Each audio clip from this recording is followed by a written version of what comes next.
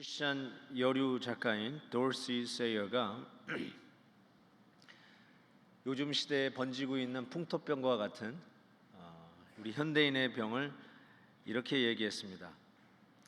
아무것도 믿지 않고, 그리고 어떤 것도 신경 쓰지 않고, 어떤 걸 알려고도 하지 않고, 같이 관계를 맺지도 아니하고, 즐기지도 아니하고, 미워하지도 아니하고, 사랑하지도 아니하고, 그 어떤 것에도 삶의 목적을 찾지 아니하고, 아무것도 아닌 삶을 그냥 죽지 못해서 살아가는 삶, 그것이 바로 우리 현대인들이 가지고 있는 가장 심각한 병이다라고 얘기했습니다. The sin that believes in nothing, believes in nothing, cares for nothing, seeks to know nothing, interferes with nothing, therefore enjoy nothing, hates nothing, loves nothing, finds no purpose in nothing, lives for nothing, and remains alive because there's nothing for which it will die for. 수년 전에 알시니어 홀 톡쇼가 있었어요. 그게 더 이상은 안 하는 것 같은데, 여러분 혹시 아시는지 모르겠어요. 그 흑인 알시니어 홀이 호스팅하는 톡쇼였는데, 그때 게스트로 나온 사람이 댄 레더라고 하는 CBS 앵커맨이었어요. 그분도 리타이어를 했죠. 근데 그 당시 남아공에, 사우스 아프리카 남아공에 넬슨 맨델라 그 대통령도 리타이어 했죠. 그 넬슨 맨델라가 소위 이게 민주화를 위해서 굉장히 노력하고, 그 당시 핍박을 받아가지고 감옥에 가 있는 그 상황 속에 그 화제의 인물을 만나기 위해서 감옥까지 찾아가서 인터뷰하고 돌아온 CBS 앵커맨 댄 레더를 그 톡쇼에 모셔가지고 이야기를 나누는 것이었습니다. 그래서 이 알시니어 홀이 이 댄 레더 앵커맨에게 이렇게 질문을 했습니다. What was your impression? 그 사람 만난 인상이 어땠습니까? 라고 물었어요. 그때 이 댄 레더가 뭐라고 얘기하냐면, I felt that he has something in his heart that he could die for. 그 사람은, 넬슨 맨델라는 그의 가슴 속에 그거를 위해 살다가 그거를 위해도 죽을 수 있는 그 뭔가를 가지고 사는 사람 같더라 라는 임프레션을 얘기했어요.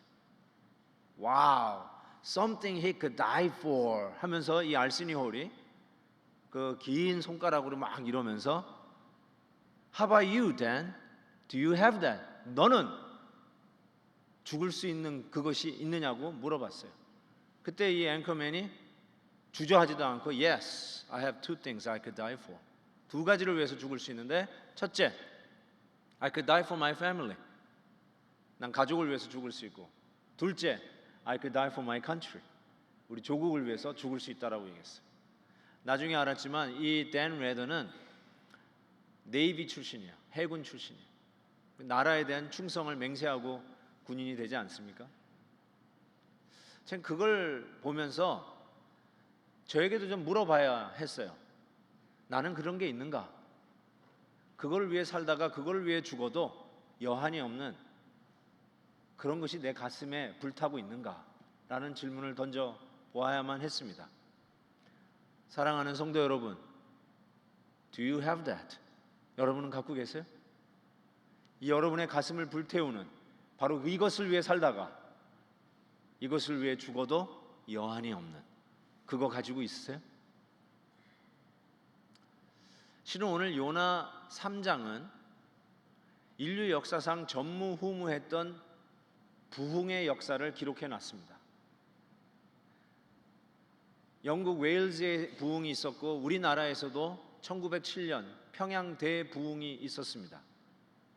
이 남가주에도 아수사 거리에 100여 년 전에 엄청난 부흥이 있었습니다. 그리고 동부 뉴잉글랜드에서는 1차, 2차, 3차 The Great Awakening Movement라 하는 대각성 운동 부흥이 있었습니다. 그럼에도 불구하고 그 모든 것을 총망라해도 요나서 3장에 기록된 이 부흥과 견줄 수가 없어요. 인류 역사상 일어났던 가장 큰 부흥, 그 당시 가장 큰 나라였던 아시리아의 수도 니누에에서 임금으로부터 저 짐승 미물까지 모든 자들이 하나님 앞에 통해 자복하며 온 도시가 갱신되었던, 완전히 뒤집어졌던 이 Great Revival, 대부흥, 이것을 보면서 여러분의 마음속에 어떠한 생각이 있습니까? 이런 일이 있었었구나, 이런 해프닝이 옛날에 있었었나 보다 하고 그냥 지나가세요? 아니면 이런 부흥이 우리에게도 있었으면 좋겠다라고 하는 염원, 꿈, 비전, 그런 것들이 생기십니까? 그냥 이런 본문을 읽으면서도 그랬었나 보다, 그냥 옛날에 있었던 해프닝 정도로 생각하고 넘어간다면 어쩌면 여러분의 지금 가슴에도 그걸 위해 살다가 그거를 위해 죽을 수 있는 그것이 없는, 싸늘하게 식어버린 황량한 사막과 같은 그런 가슴을 가지고 죽을 것도 없고 살 것도 없고 사랑할 것도 없고 미울 것도 없고 그냥 목숨이 붙어 있으니까 그냥 사는 거지 뭐 하고 살아가는 현대인의 풍토병과 같은 병을 나도 가지고 있는지 모릅니다. 어떻게 이런 모습이 실은 우리 모든 사람들이 꿈꾸는 모습이 아닐까요? 모든 사회 사업가들이 이러한 사회가 되기를 꿈꾸지 않을까요? 모든 정치인들이, 모든 교육가들이 나는 이러한 사회에서, 이러한 나라에서 살고 싶다라는 생각을 하지 않을까요? 모든 휴머니테리언 서비스에서 일하는 분들이 맞아, 난 이런 일을 하고 싶어, 이런 나라에서 살고 싶어, 우리가 사람답게 살고 싶어, 좀 디그니티를 가지고 인격을 가지고 서로를 존중하는 이런 사회에서 살고 싶어. 이게 모든 사람들의, 모든 사회의 총망라에서 건강하고 긍정적인 가진 생각을 갖고 있는 사람들이 꿈꾸는 세상이 이와 같은 세상이 아니냐는 거예요.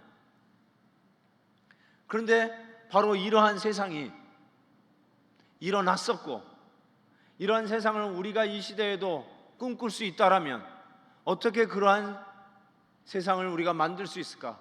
그 원리 원칙이 오늘 요나서 3장에서 살펴볼 수 있다라고 생각합니다. 하나님은 어떻게 이러한 부흥을 이루어내시는가? 하나님은 어떻게 이러한 사회를 우리 가운데 허락하시는가? 그 제1되는 원리 원칙 중에 오늘 본문이 아주 의미심장하게 시작합니다. 여호와의 말씀이 두 번째로 요나에게 임하여 가라사대. 하나님의 말씀이 두 번째로 임했다 그랬어요. For the second time. 두 번째로 임했어요. 뭘 의미합니까? 하나님의 말씀은 두 번째로, 즉 첫 번째 실패했던 자에게 다시 찾아오신다는 의미입니다. 이게 부흥의 아주 중요한 원리입니다.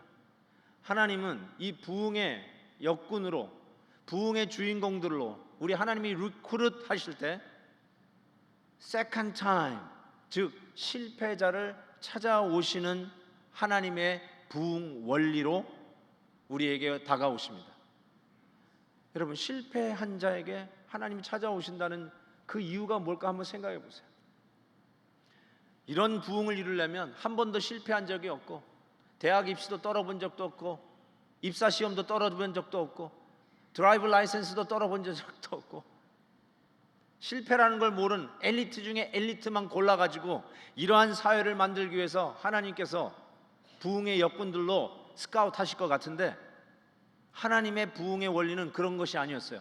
실패한 자를 찾아오시는 원리였어요. 아픔을 경험한 자였어요. 바닥을 경험한 자였어요. 정말 자기가 이렇게 부끄러운 존재라는 것을 뼈저리게 체험한 자에게 두 번째로 임하여 가라사대, 그들에게 소망을 주시면서 찾아오셨다는 것입니다. 하나님께서 위대하게 쓰셨던 인물들을 보십시오. 한결같이 실패를 경험한 자에게 하나님이 찾아오셔서 그들에게 제 사명을 주시고 부흥의 역군으로 쓰셨던 것을 보게 됩니다. 모세가 그런 사람 아닙니까? 모세처럼 실패를 경험한 자가 어디 있습니까? 최고에서 최하로 떨어진 사람 아닙니까? 그러나 하나님께서 두 번째로 임하여 가라사대 모세에게 내 백성을 이끌어내라라고 하는 명령을 받아 사명 속에 그 일들을 감당하는 거 보지 않습니까? 신약에서는 베드로가 대표적인 인물이라고 생각해요. 가장 실패하고 부끄러운 가운데 떨어졌던 베드로. 그러나 하나님, 우리 주님은 그 베드로를 다시 찾아가십니다. 베드로만큼 씩씩하고 소위 수제자라고 우리가 부르는 이 베드로만큼 당당한 사람이 어디 있습니까? 내가 십자가 지겠다라고 하면 고난의 길을 가겠다고 하는 그 스승의 말에 No way, 그런 일이 있을 수 없습니다 라고 막아섰던 베드로. 스승을 끌고 가고자 하는 그 말고의 귀도 칼을 뽑아가지고 귀를 잘랐던 베드로. 절대로 그런 일이 없습니다. 내가 주님을 위해서 대신 죽을 망정, 주님 대신 감옥에 들어갈 망정, 그런 일은 있을 수 없습니다 하면서 호언장담하며 맹세했던 베드로. 그 베드로에게 주님이 말씀하십니다. 네가 다 굴기 전에 나를 3번 부인하리라. 가야바 법정에 끌려가서 모진 고문을 당하시고 온몸에 채찍질로 만신창이 되고 얼굴은 터져서 눈도 퉁퉁 부어 있었을 법한 우리 주님께서 그 법정에서 나올 때에 마침 비자 앞에서 한 번도 아니요 3번씩이나 예수님을 부인하며 저주까지 했던 그 베드로가 닭 우는 소리와 함께 예수님의 돌아보시는 눈과 마주칩니다. 그때 베드로의 마음속에 네가 나를 닭 울기 전에 3번 부인하리라는 말씀이 생각이 나서 그 퉁퉁 부은 예수님의 눈과 마주치면서 무슨 대화가 오갔을지 모르지만, 무슨 생각들이 주님과 교체되었는지 모르지만 그는 돌아서서 주저앉아 꺼이꺼이 곡을 하며 울었습니다. 가장 부끄러운 장면이었어요. 다시는 그의 인생에서 생각하고 싶지 않은 가장 낮은 자리까지 내려앉는 순간이었어요. 앞에 나가보다 보니까 이스라엘 방문하는 일을 위해서 사인업하는 걸 제가 봤는데요, 가시는 분들은 보겠지만 그 가야바 법정이 있었던 바로 옆에 베드로 통곡 기념교회가 있습니다. 베드로가 가장 부끄러워서 잊고 싶은 현장이 바로 그 현장일 거예요. 근데 우리 후세 사람들은 그거를 기억하기 위해서 거기다 또 기념교회까지 지어놓고 그 위에다가는 십자가가 아니라 꼬꼬댁하는 닭을 거기다 걸어놨어요. 정말 창피해서 아마 베드로가 천국에서도 이루고 있을 것 같아요. 거기는 보고 싶지 않다. 너무나도 부끄러운 현장이죠. 그런데 그 부끄러워하고 가장 낮은 것을 경험했던 베드로에게 부활하신 예수님이 갈릴리 바다에서 아침 조반까지 차려놓고 그 베드로에게 찾아오십니다. 3번씩이나 부인했던 그 베드로의 상처와 아픔을 기억하시면서 네가 나를 사랑하느냐 3번 질문하십니다. 그러면서 다시 사명을 주세요. 다시 일으켜 주세요. 그래서 베드로가 그 갈릴리 바다에서 다시 회복되어서 하나님의 말씀을 듣고 일어난 바로 그 갈릴리 바다 옆에 베드로 제4명 교회가 우뚝 서 있어요. 하나님은 부흥의 주인공들로 잘 나가는 엘리트를 향해서 스카우트해서 그들을 쓰는 것이 아니라 실패를 경험한 자를 찾아가신다는 이 원칙이 언제나 유효합니다. 그래서 여러분들에게 부탁드리고 싶은 게 있어요. 여러분의 실패의 경험을 do not waste, 낭비하지 마세요. 여러분의 그 아픔을 꼬깃꼬깃 숨겨가지고 남 모르게 감춰두지 마세요. 바로 그 아프고 자존심 상하고 누구에게 쉐어하고 싶진 않지만 그 경험을 한 자에게 하나님이 찾아오셔서 다시 부흥의 역군으로 쓰신다는 거예요. 전 그 생각을 많이 해봤어요. 엘리트들, 실패를 경험 없이 잘 나가는 사람들을 스카우트해서 쓸 것이 우리들의 상식인데 왜 하나님은 실패자를 찾아가셔서 다시 사명을 주실까? 왜 2번째로 찾아가실까? 아니 필요하다면 3번째, 10번째, 아니 여기 많은 분들은 틀림없이 그 이상의 주님의 임하시는 말씀을 경험하셨으리라고 저는 생각해요. 왜 그러실까? 실패한 자에게 주시는 하나님의 유익이 뭐냐면 사람이 겸손해집니다. 실패를 한 사람은 비로소 겸손을 배웁니다. 겸손해지면 그때 어떤 효과가 나타나면 그 사람의 영향력이 커집니다. 참 희한해요. 이게 하나님의 방법인 게 틀림이 없어요. 잘 나가는 사람의 영향력보다 실패를 경험한 자의 영향력이 훨씬 커진다는 걸 알 수 있어요. 겸손하기만 하면, 겸손을 배우기만 하면, 하나님의 부흥의 원리대로 살기만 하면 그 자가 훨씬 더 하나님의 뜻 가운데서 하나님의 뜻을 이루는 자가 됩니다. 건널목에서 스탑사인 가지고 발란티어 자원봉사하는 분들 많이 봐요. 그런데 통계에 의하면 많은 그 자원봉사자 중에 그들이 그 하는 이유가 뭐냐면 사랑하는 이들이 그들의 가족 중에 길을 건너다가 차에 치인 경험을 한 가족들이 자원봉사하면서 그 일에 나서기 시작했어요. 왜요? 아픔을 경험했기 때문에, 실패를 경험했기 때문에 그 일에 자기의 시간을 들이면서 봉사하는 사람이 되었어요. 즉 영향력 있는 사람이 되었어요. 남을 축복하는 사람이 되고 섬기는 자가 되었다는 것입니다. 실패가 그 사람을 유용하게 만들었어요. 여러분, 병원 신방을 가장 잘 하는 사람이 누군지 아십니까? 자기가 병원 신세를 지어봤던 사람입니다. 아픔을 경험했던 사람입니다. 암 환자를 위로할 수 있는 사람이 누군지 아십니까? 암 투병 중에 회복된 그 아픔을 아는 자가 가서 손 붙잡고 형제님, 자매님,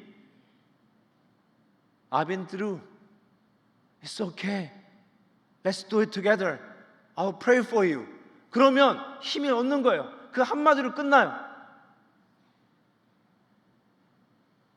괜히 암 환자에 찾아가가지고 What's wrong with you? 그러면 안 돼요. 나는 지난 50년 동안 한 번도 감기도 안 걸렸는데 너 여기 왜 누워있어? 이러면 위로가 안 돼요. 그런 분들은 찾아가지 마세요. 아픔을 경험한 자가 그냥 말없이 손만 붙들어도 위로가 되는 거예요. 아픔을 경험한 자가 남을 위로할 수 있는 영향력을 갖게 돼요. 건강한 사람보다 훨씬 더 영향력을 갖게 돼요. 이게 하나님의 신비인 것 같아요. 하나님이 역사하는 방법이에요. 부흥을 일으키시는 하나님의 제1 원리는 두 번째로 임하시는 거예요. 필요하다면 세 번째, 10번째, 100번이라도 다시 찾아서 실패를 경험한 자, 눈물의 빵을 먹어본 자, 인생의 바닥을 아는 자, 얼마나 자존심 상하는 게 뭔지를 아는 자, 그런 자들에게 하나님이 찾아가셔서 일으켜 주시는 거예요. 그들을 통해서 하나님이 부흥을 일으켜 주시는 거예요. 저는 이 사랑니 때문에 너무 고생해가지고 사랑니 위아래를 4개를 한꺼번에 전신마취해가 다 뽑은 적이 있었어요. 그래가지고 이게 너무 무식하게 했는 것 같아요. 그래가지고 일주일 내내 아무 밥도 못 먹고 말이죠. 얼마나 고생을 했는지. 일주일 내내 고생하고 교회를 가가지고 내가 이 때문에 이렇게 고생했다고 그러니까 즉시로 제 주위에 이 때문에 고생한 사람들이 막 모이게 들기 시작했어요. 여러분, 아픔을 쉐어하면 그 아픔을 나누면서 서로 위로할 공동체가 즉시로 모입니다. 그게 하나님이 여러분에게 주신 은사예요. 그래서 어떤 면에서는 여러분이 당한 고난과 아픔과 실패의 경험이 남을 섬기기 위한 하나님의 거룩한 은사로 여러분에게 주신다는 것을 기억하셔야 돼요. 내 주위에 사람이 없다고요? 나는 친구가 없다고요? 왜 그런 줄 아세요, 여러분? 교만해서 그래요. 교만해서 그래요. 실패를 안 해봤기 때문에 그렇고 대부분 자기의 실패를 나누지 않아요. 창피해서. 내가 너보다 못한 것 같아가지고 굴욕스러워서 얘기를 안 하고 항상 잘난 척해요. 항상 잘하는 것 같이 얘기해요. 모든 일에 성공한 것처럼 뻐겨요. 세상에서 제일 똑똑한 척해요. 그러면요, 개런티 여러분 친구 없어요. 그런 사람에게 누가 가요? 그런 사람하고 무슨 대화를 하려고 그래요? 그러나 자기의 아픔, 약점, 실패를 나누기 시작하면 주위에 친구가 모여들기 시작해요. 영어로 approachable. 난 그 단어가 너무 좋아요. He is very approachable. She is very approachable. 겸손한 사람이기 때문에 사람이 다가가기 시작하는 거예요. 다가가면 그 다음부터 뭐가 생겨요? 영향력이 생겨요. 무슨 권력을 쥔 영향력이 아니라 하나님께서 원하시는 청지기로서의 섬기는 영향력들이 비로소 시작이 돼요. 그게 바로 부흥을 이루시는 하나님의 원칙이에요. 실패자에게, 아픔을 당한 자에게, 고난당한 자에게 찾아가시는 하나님의 원칙입니다. 두 번째 원칙을 생각해 본다면 이것입니다. 지금 물고기 뱃속에서 3일 3야를 죽을 고생했다가 겨우 마른 땅으로 기어 나온 자가 요나 선지자입니다. 그 얼마나 기가 막힐까요? 우리 같으면 야 빨리 가서 샤워라도 하고 옷이라도 갈아입으라고 했을 법합니다. 하셨을 수도 있어요. 그런데 오늘 본문은 그런 얘기 거두절미하고 바로 두 번째로 임하여 가라사대. 숨도 제대로 들이키기 힘든 그 상황 속에서, 숨 좀 돌려야 하는 그 상황 속에서 하나님이 즉시로 그에게 제사명을 주시는 것을 보세요. 하나님을 영적인 토네이도라고 부르기도 합니다. 토네이도. 토네이도의 성격은 두 가지입니다. 확 빨아들였다가 다시 쏟아냅니다. 여러분 오클라호마에 터치다운 했던 그 가공할 만한 괴력의 토네이도 기억하시죠? 그 토네이도가 지나가는 자리는 뭐든지 다 빨려 들어갑니다. 다 빨아들여요. 자동차든 나무건 숲이건 집체이건 빌딩이건 다 빨아들여요. 그런데 빨아들이는 걸로 끝나는 게 토네이도가 아니에요. 그 다음부터는 스핀 아웃, 다 내보냅니다. 다 내보내요. 하나님은 그런 의미에서 영적 spiritual 토네이도예요. 왜요? 하나님은 우리를 끌어들이세요. 당신 앞으로 부르세요. 폭풍을 통해서 추적을 하는 한이 있어도 달아나는 도망자를 자기 앞으로 끌어들이세요. 그런데 끌어들이는 거로 끝나지 않아요. 다시 스피나웃 보내세요. 사명을 쥐어주면서 떠나보내세요. 그게 하나님이 하시는 방법이에요. 그래서 하나님을 영적 토네이도라고 부르는 이유가 맞는 말씀이에요. 아브라함이 그 예 아니겠어요?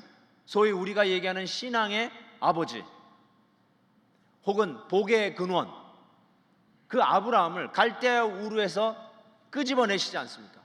당신에게 끄집어내지 않어요? 끄집어내면서 아브라함에게 주셨던 사명을 잘 기억해 보세요. 너를 축복하는 자를 내가 복을 주며 너를 저주하는 자를 내가 저주하리라. 너로 인하여 모든 열방이 복을 받으리라. 너로 인하여 주위의 모든 자들이 행복해지리라. 그러면서 하는 말이 너는 복의 근원이 될지니라. 이렇게 얘기했어요. 여러분 복의 근원이란 말을 우리 순수한 말로 바꾸면 너는 복덩어리가 될 것이다. 그 뜻이에요. 아브라함을 내보내는 이유가 뭐냐? 복덩어리가 되라는 거예요.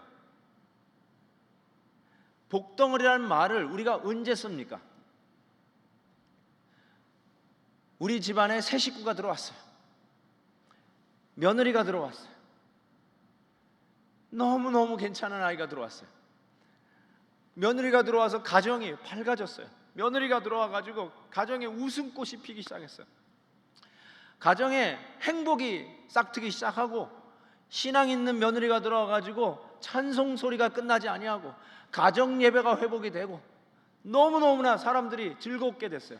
그때 시아버지 시어머니가 그 새로 들어온 며느리를 보고 하는 말이 있어요. 야, 우리 집안에 뭐가 넝쿨째 굴러 들어왔다? 복덩어리가 굴러 들어왔다고 하는 거예요. 그때 하는 말이에요. 몰래 지실랑하고 통닭 뜯어먹는 며느리 가지고 복덩이라고 그러지 않아요. 시아버지에게 보약 안 데려드리고 자기 몸이나 아끼기 위해서 몰래 보약이나 챙겨 먹는 며느리 가지고 복덩이라고 그러지 않아요. 복덩어리는 뭐냐? 그 사람 때문에 주위 사람이 행복해지고 그 사람 때문에 주위 사람들이 복을 받으면 그때 그 사람을 복덩어리라고 불러요. 우리 회사에 신입사원이 들어왔는데 그 이후로부터 회사 분위기가 바뀌었어요. 사람들이 그 사람과 같이 일하면 신이 나고 일의 능률이 올라요. 아무리 힘든 프로젝트라도 그 사람하고 같이 팀이 돼서 그 프로젝트를 하면은 얼마나 즐거운지 몰라. 그러면 그 회사의 그 사람은 뭐예요? 뭐라고 그래요? 좀 답 좀 해보세요. 네? 뭐라고 불러요? 복덩이라고 부르는 거예요. 야, 우리 김 집사님하고만 일하면 교회 일이 그냥 시간 가는 줄 몰라고 그냥 너무너무 재밌어. 아무리 힘든 일인데요, 어떤 사람하고 얘기하면 시험 들 만한 일인데 그 집사님하고만 하면 뭐 사람이 붙어. 서로 도와주겠다고 팔 걷어붙이고 달라붙는 사람들이 많아. 그 사람만 하면은 yes sir, 그 어려운 일 같은 것들을 단숨에 쉽게 끝내. 뭐예요? 교회에 그와 같은 집사님은 뭐예요? 복덩어리 집사님이에요. 복덩어리 집사님. 여러분, 복덩어리가 된다는 말은 지 혼자 배불리 먹고 지 혼자 잘 사는 것이 복덩어리가 아니에요. 그건 복 받았다고 그러지 않아요. 하나님은 우리에게 복을 주시되 그것으로 말미암아 주위의 사람들이 행복해지고 복을 나눌 때 그 사람을 복덩어리라고 하고 복의 근원이 될지라 라고 했어요. God blesses people so that people will share their blessings with others. 그 컨텍스트에서 하나님은 반드시 우리를 축복하십니다. 너 혼자만 잘 먹고 잘 살아라 하고 여러분에게 복을 주시는 분이 하나님이 아니에요. 하나님이 여러분을 잘 되게 하시면, 여러분에게 복에 복을 더하시면, 나 혼자만 크라고 그런 것이 아니라 주위 사람들과 행복을 나누라고 축복해 주신 것을 믿으셔야 합니다. 그게 하나님이 부흥을 일으키는 방법이에요. 하나님께서 우리를 끌어당기신 후에는 다시 복의 근원의 자리로 나아가도록 파송하시는 거죠. 내보내시는 거죠. 가라고 그러시는 거죠. 그 다음에 하나님께서 이 부흥을 이루시는 기가 막힌 전략을 본문에서 보게 됩니다. 하나님이 어떻게 이러한 사회를 만들어냈을까? 어떻게 이렇게 그 당시 가장 최고의 도시를 뒤집어 놨을까? 그들이 모든 악행과 포악함을 버리고 회개하면서 하나님 앞에서 갱신되는 이런 역사를 이루었을까? 그것도 임금에서부터 시작해가지고 저 짐승 미물에 이르기까지 어떻게 이러한 부흥을 하나님이 일으켜내셨을까? 어떤 시스템이 있었을까? 어떤 애드미니스트레이션이 있었을까? 어떤 무슨 리걸 시스템이 있었나? How did he do that? 하면서 아무리 연구를 해봐도 뭐 특별한 시스템이 있는 게 아니라, 무슨 웰페어 시스템이 갑자기 살아난 것이 아니라, 하나님이 이 역사 속에 전무후무하게 일어났던 니느웨 성의 부흥은 하나님의 방법, God ordained strategy. 그게 뭐냐? 회개였어요. Repentance. 제가 이 강단에 설 때마다 회개를 외치는 것이 예상스럽지 않습니다. 여러분, 하나님이 원하시는 부흥의 전략은 회개였어요. 하나님 앞에 무릎 꿇고 우리의 죄를 하나님 앞에 내려놓고, 주여 우리가 하나님 앞에 죄를 지었나이다. 자기 자신의 이 부흥에 대한 어떤 능력이 없음을 깨닫고, 내 안에는 아무리 들여다봐도 소망이 없는 걸 깨닫고, 오로지 하나님께만 이 일이 가능합니다 하며 임금에서부터 저 미물 짐승에 이르기까지 금식을 선포하고 물도 먹지 아니하고 죄를 뿌리며 회개하는 그 순간, 하나님은 우리 모든 사람의 염원, 모든 정치인, 법률가, 교육가, 사회학자들의 염원, 아니 정신이 건강하다면 모든 사람들이 원하는 세상, 그 꿈꾸는 세상을 바로 회개라고 하는 하나님의 전략을 통해서 이루어내셨다는 사실. 하나님 앞에 엎드려 회개하는 것. 한편 애꿎은 짐승까지도 밥을 굶길 필요가 있을까라는 생각을 잠시 해봤어요. 근데 여러분, 왜 집에서 키우는 애완 반려견 애완 고양이까지 밥을 굶기며 금식을 해야 할까요? 실은 로마서에 보면 모든 피조물들이 우리가 구원받아 회복된 날을 기다린다고 하는 말이 있잖아요. 이 피조물이 우리의 구원을 기다리고 있어요. 왜요? 죄로 말미암아 저주받은 이 엉겅퀴를 내야만 하는 이 자연. 그래서 완전한 회복을 이 자연도 기다리고 있다는 걸 생각해 보면 맞아요. 이 미물 짐승도 뭐 아무것도 알지 모르지만 금식을 선언하는 것이 어쩌면 make sense 해요. 어떤 목사님이, 그분은 굉장히 동물을 좋아하시고 집에도 동물을 많이 키우시는 목사님인데, 그분 설교를 듣다가 이게 가능한 일이구나라는 걸 생각했어요. 그분은 이제 고양이도 이렇게 키우시는데, 얌전한 고양이가 부뚜막에 먼저 올라간다고 이게 아주 그냥 건방지게 아주 그지없대요. 그래서 워닝을 몇 번 줬는데도 그 주인의 말을 듣지 않았던 거예요. 그래서 안 되겠다, 이번에는 이놈을 아주 단단히 좀 야단 좀 쳐야 되겠다고 하니까 이 고양이가 그것을 알고 저 이 마루 밑에 그냥 저 구석에 숨었다는 거예요. 나와 해가지고 결국은 끌려 나오다시피 한 그 고양이를 딱 잡아가지고 매질을 하려고 손을 쫙 올렸다가 요놈하고 탁 때리는 척하다가 용서를 선언하고 싹 쓰다듬어줬대요.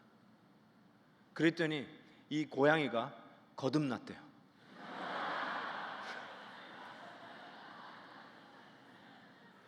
여러분, 고양이도 거듭나요. 용서받으면 거듭나요. 여러분, 이 용서가 얼마나 우리의 삶 속에 새 소망과 기쁨을 일으키는 줄 아십니까? 하나님 앞에 멸망받을 수밖에 없는 소망 없는 이 죄인이 회개하는 가운데 하나님의 용서를 받으면 이 세상 겁나는 게 없고요, 내 지난 실패에 좌절이 아니라 다시 딛고 일어설 수 있는 에너지가 어디서부터 솟는지, 그 하나님의 용서의 선언 속에서 오는 그 기쁨은 이 세상에서 만날 수 있는 기쁨과 좋게 비교할 수가 없어요. 희열, 그 하나님이 물 붓듯 부어주시는 그 기쁨 속에서 다시 재기하게 되고 다시 실패를 딛고 일어설 수 있는 능력을 얻게 돼요. 그게 회개예요, 회개. 여러분, 우리 이 꿈을 좀 꿔봅시다. 부흥을 우리의 비전으로 삼아 보십시다. 단순히 과거에 있었었구나 하고 그랬었나 보다 하고 넘어가는 것이 부흥이 아니라 정말 우리의 삶 속에 오늘 현재의 시제로 진행될 수 있는, 우리 앞에 가시화될 수 있는, 아니 우리가 하나님 앞에 가기 전까지 우리가 사는 이 땅에서 부흥을 누릴 수 있는 꿈과 비전을 가지고 나아가자는 말씀이에요. 부흥, 영어로 revival, 라틴어의 어원을 두고 있는데 그 뜻이 뭐냐면 revisitation. 누구의 재방문이냐? 하나님의 재방문을 얘기하고 있어요. God's revisitation. 여러분, 지금 중국 누구죠? 그 수상 시 선생님이 여기 오셨잖아요. 다른 나라 국가 원수가 방문을 해도요, 그 방문하는 도시가 모양이 바뀝니다. 길거리 청소 다시 합니다. 그 외국 원수가 머물 호텔 페인트며 리데코레이션을 다시 합니다. 주방을 싹 바꿉니다. 거리의 데코레이션을 바꿔요. 여러분, 밖에서 다른 나라의 대통령이 와도 이렇게 합니다. 그 스트리트가 바뀌어요.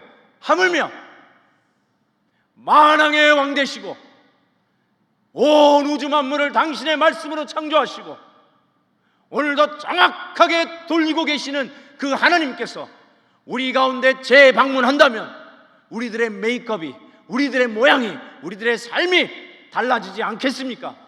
그게 바로 리바이벌이라는 거예요. 그게 부흥이라는 거예요.